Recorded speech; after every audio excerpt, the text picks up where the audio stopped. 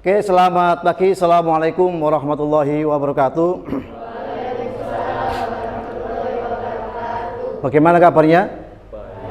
Mudah-mudahan sehat semuanya, ya, kemudian panjang umur, diberikan kemudahan, kelancaran nanti ya. Untuk mengawali pembelajaran kali ini di praktek kerja praktek PPG kali ini akan dipimpin oleh temanmu yaitu ketua kelas. Silakan dibantu untuk doa nak kira-kira. Teman-teman, sebelum kita mengikuti pelajaran pada pagi hari ini, kita awali dengan berdoa menurut agama dan kepercayaan kita masing-masing. Berdoa dipersilakan.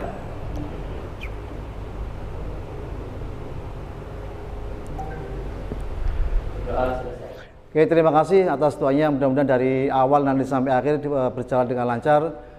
Saya boleh minta bantuan untuk berdiri semuanya. Marilah kita menyanyikan lagu Garuda Indonesia. Garuda Pancasila, akulah panduku. Oke, terima kasih. Silakan duduk kembali nak. Untuk selanjutnya saya akan absen dulu. Ramadhani, Rara Tirsa, Rindi, kemudian Rui. Oke, terima kasih. Next kita bersenang-senang dulu ya. Ayo coba saya akan mempraktikkan tepuk pagi, siang, sore dan malam ya. Contoh, kalau seandainya saya bilang pagi, kalau seandainya saya bilang siang, kalau seandainya saya bilang sore, 3 ya. Kemudian kalau yang malam, ya. Kira-kira paham belum? Kira-kira kalau saya praktekkan langsung bisa ya? Coba sambil berdiri aja biar tidak duduk terus ya. Oke, mulai ya. Saya ulang lagi ya. Untuk tepuk pagi, untuk tepuk siang, tepuk sore, untuk yang malam, baik. Oke, kita coba dulu ya. Tepuk pagi, tepuk siang, tepuk sore, tepuk malam. Ulangi lagi ya, kompak ya. Tepuk malam. Pada kesempatan kali ini akan kami presentasikan tentang satu elemen tentang Bhinneka Tunggal Ika, kemudian kompetensi awalnya, kemampuan awal yang dipersyaratkan untuk mempelajari modul ini. Peserta didik sudah memiliki kemampuan dasar tentang keragaman beragama dalam bingkai Bhinneka Tunggal Ika. Kemudian dalam capaian pembelajarannya mengidentifikasi pengaruh keanggotaan kelompok lokal, regional, nasional, dan global terhadap pembentukan identitas serta menjelaskan makna dan nilai dari keragaman, mengidentifikasi respon terhadap kondisi dan keadaan yang ada di lingkungan dan masyarakat untuk menghasilkan kondisi dan keadaan yang lebih baik.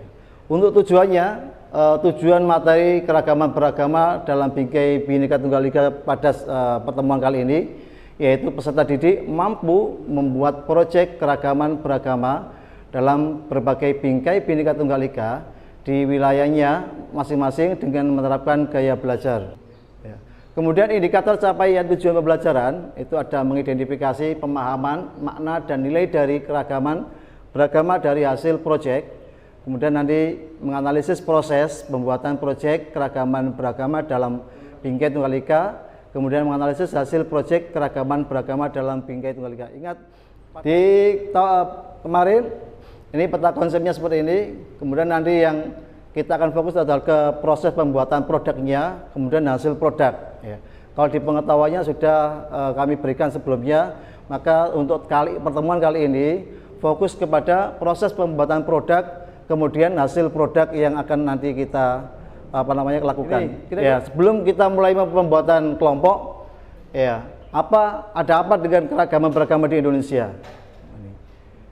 Seperti yang di awal saya sampaikan bahwa Indonesia memiliki banyak agama, banyak suku, banyak ras, budaya, bahasa dan seterusnya. Tapi yang kali ini yang akan kami angkat adalah tentang satu bagaimana saudara bersikap ketika dalam suatu kegiatan atau kelompok memiliki banyak keragaman beragama. Kemudian bagaimana saudara menyikapi adanya kasus-kasus penistaan beragama yang mungkin kalau kalian lihat saya lihat di YouTube, kemudian di TV-TV, banyak sekali orang-orang yang tidak mengerti agama satunya, saling menista, padahal belum tentu kebenarannya. Ini, oke nak ya. Jadi kemarin karena kalian sudah siap untuk mempraktekkan produk dari hasil keragaman beragama, maka oleh karena itu saya minta membentuk kelompok dengan menggunakan gaya belajar peserta didik dengan menggunakan aplikasi yang gaya belajar. Saya mohon bantuannya, mohon diambil HP-nya atau mungkin HP-nya dibuka, saya kasih izin untuk membuka, kemudian kalian ketik akupintar.id tes gaya belajar. Ya, nanti kamu paling tidak ini hanya 1 sampai 2 menit ya. Coba sama cek dulu, lihat kemudian kamu tes kira-kira hasilnya bagaimana.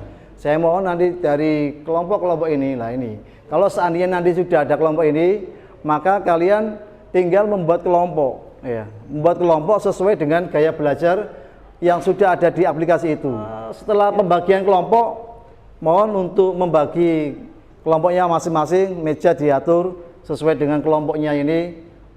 Saya kasih waktu 2 menit ya untuk mengatur waktunya, mejanya. Silakan.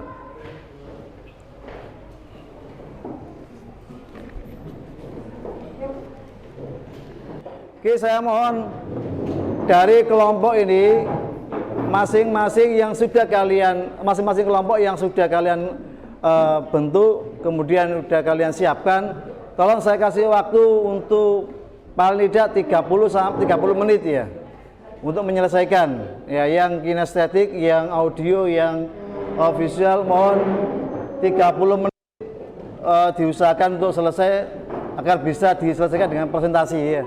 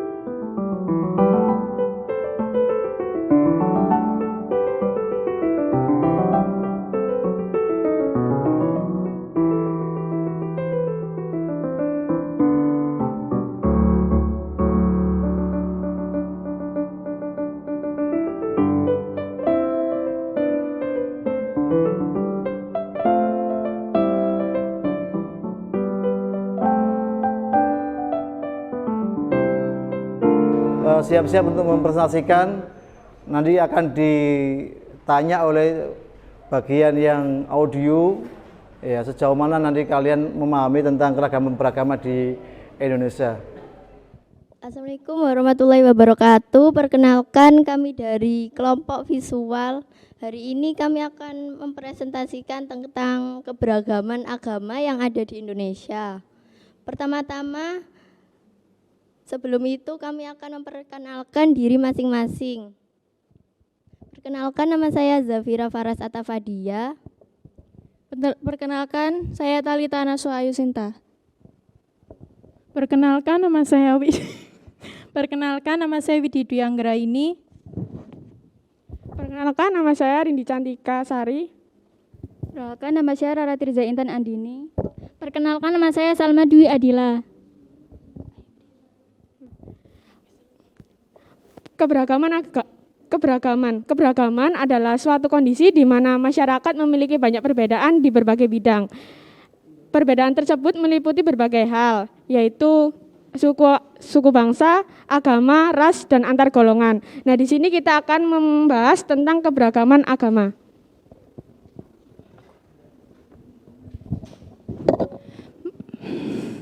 Macam-macam agama di Indonesia adalah: 1. Islam dengan kitab suci Al-Quran, tempat ibadah masjid. 2. Kristen Protestan, kitab suci Injil atau Alkitab, tempat ibadah gereja. Kristen Katolik, kitab suci Injil atau Alkitab, tempat ibadah gereja. Hindu, kitab suci Weda, tempat ibadah pura. Buddha, Tripitaka, tempat ibadah vihara. Konghucu, kitab suci Sisuwujing, tempat ibadah kelenteng. Nah, dengan adanya keberagaman agama di Indonesia tentunya memberikan manfaat bagi kita. Contohnya, menimbulkan rasa keharmonisan, membuat kita lebih dapat menghargai perbedaan, dan menimbulkan rasa toleransi. Disebutkan tadi, salah satu manfaat dari keberagaman agama di Indonesia ialah mengembangkan rasa toleransi. Seperti yang ada di poster kita ini. Nah, toleransi sendiri itu apa sih? Jadi toleransi, terutama toleransi beragama, ialah sifat atau sikap saling menghargai dan menghormati antarumat beragama. Dengan cara misalnya tidak mencela atau menghina agama yang dianut orang lain, serta tidak memaksakan agama yang kita anut kepada orang lain. Nah, sekian penjelasan dari kami. Sekarang saya akan membuka sesi tanya jawab. Bagi teman-teman yang memiliki pertanyaan, waktu dan tempat saya persilakan. Apa yang menyebabkan keberagaman agama? Terima kasih atas pertanyaannya. Saya mohon izin menjawab. Jadi penyebab dari keberagaman agama salah satunya ialah tidak terlepas dari keadaan atau letak geografis negara Indonesia sendiri. Ya, di mana letak geografis Indonesia itu sangat strategis sehingga hal tersebut menyebabkan banyak beragam agama lain dari luar Indonesia yang masuk ke dalam Indonesia dan menyebar melalui jalur perdagangan. Sekian, terima kasih. Sekian presentasi serta sesi tanya jawab ini. Sekian dari kami. Wassalamualaikum warahmatullahi wabarakatuh. Oke, silakan duduk kembali, Nak. Terima kasih atas presentasinya.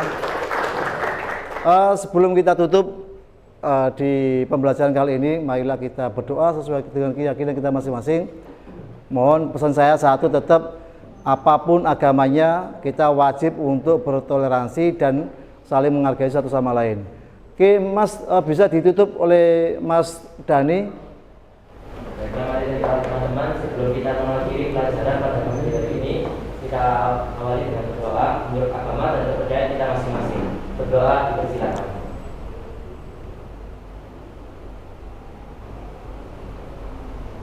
Doa selesai. Oke, terima kasih banyak.